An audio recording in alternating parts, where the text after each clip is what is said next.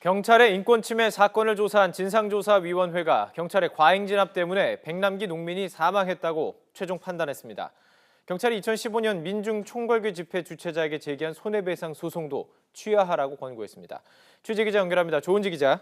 네, 경찰청입니다. 네, 발표 내용을 좀 정리해 주시죠. 네, 진상조사위원회는 백남기 농민이 사망하게 된 근본 원인이 살수 행위에 있다고 발표했습니다. 위험이 명백한 상황이 아닌데도 백남기 농민을 향해 지속적으로 물대포를 쏜 것은 백남기 농민의 신체의 자유를 침해했다고 판단했습니다. 앞서 경찰은 지난해 10월 백남기 농민의 민사소송을 청구 인락하며 국가의 책임을 처음 인정했습니다. 이철성 당시 경찰청장이 고개 숙여 사과하기도 했는데요. 오늘 과잉 진압으로 사망했다는 최종 조사 결과까지 나온 겁니다. 당시 경찰은 총 5차례 물대포를 쐈고 백남기 농민은 82초간 진행된 네 번째 4차 살수를 통해 사망한 것으로 조사됐습니다. 당시 지휘부는 물을 아끼지 말고 계속 쏘라는 등의 무전을 수차례 주고받았지만 현장을 보지 않은 상태에서 지시한 것으로 드러났습니다. 조사위원회는 당시 불법 시위에 엄정 대응한다는 정부의 큰 틀 아래 경찰이 직제상 한계가 있었음을 인정한다면서도 국민의 자유를 침해했다고 지적했습니다. 조사위는 또 백남기 농민이 집회 직후 사망하며 생길 정치적 후폭풍 때문에 경찰이 서울대병원 진료 과정에 일부 개입한 정황도 꼬집었습니다. 이송된 백남기 씨의 예후가 좋지 않아 퇴원을 권했지만 당시 해와경찰서장과 청와대 선임행정관의 외압으로 백선하 전문의가 직도해 수술할 수 있었다고 봤습니다.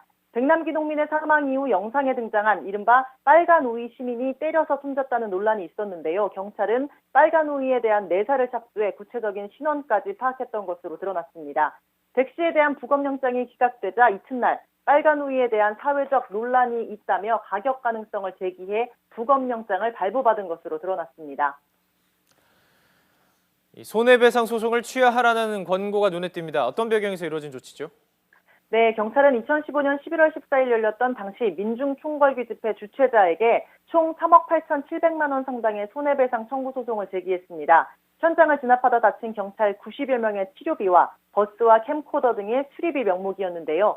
당시 집회 참가자들이 1차 차단선 안으로 들어오는 것이 금지 통고에 위반된다는 이유였습니다. 당시 경찰은 청와대로 행진하는 집회 참가자를 막기 위해 광화문과 서울광장의 길목에 버스 700여 대를 동원해 3겹의 차벽을 만들었습니다. 숨구멍 차단, 소뚜껑 작전, 이런 각종 봉쇄 작전을 통해 광화문 일대를 철저히 막았는데요. 이런 과도한 경호 행동이 집회 참가자를 자극했다는 지적도 있었는데 경찰은 모든 책임을 주최 쪽에 전가했습니다. 하지만 진상조사위원회는 지난 6개월간 19차례 전체 회의를 열어 살펴본 끝에 당시 경비계획은 청와대 경호계획이지 집회 시위의 자유를 보장하기 위한 경비계획이 아니다, 이렇게 결론을 내렸습니다. 당시 경찰의 행동이 과도한 공권력 행사였다고 판단한 겁니다. 조사위원회는 살수 행위를 당한 시민들, 또 집회와 시위, 이동의 자유를 침해당한 시민들의 손해를 사과하고 또 반성하는 차원에서 집회 주최자에게 제기한 손해배상 청구 소송을 취하할 것을 권고했습니다. 정부의 권력구조 개편안에 맞춰 개혁과 자기반성을 시작한 경찰이 이를 어떻게 받아들일지 주목됩니다. 지금까지 경찰청에서 YTN 조은지입니다.